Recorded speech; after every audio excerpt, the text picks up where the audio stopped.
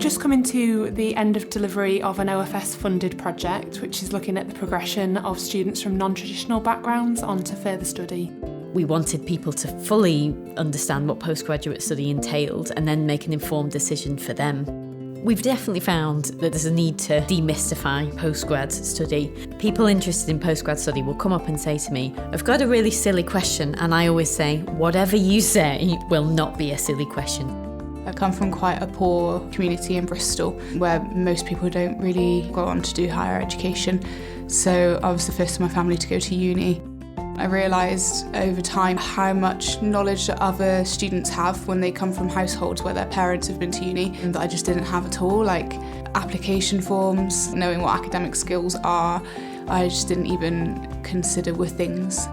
So I've had the opportunity to talk at a Discover Postgrad event, so students could ask me questions just about my course, my experiencing, funding. I had quite a lot of questions about. I also felt like I wanted to get involved in it because I think representation matters, and I knew if I was an undergrad and I went to an event and I saw a minority doing a master's and with good experiences, and I know that would have probably swayed my decision a bit more.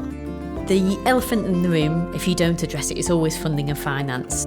So talking about the loan and the other ways that people do work to fund their masters is a key point of information to give. There really is a gap in terms of where students go to get this information. I was put off a lot by the sound of like loans and what I could have done with having a lot more information about scholarships and grants and bursaries and stuff. Quite often students who are from non-traditional backgrounds have a range of other things happening in their lives, so they might have to work part-time alongside their studies. They might have other responsibilities at home, and it's really important that when building a timetable of support in terms of looking at their next steps, that you take that into account.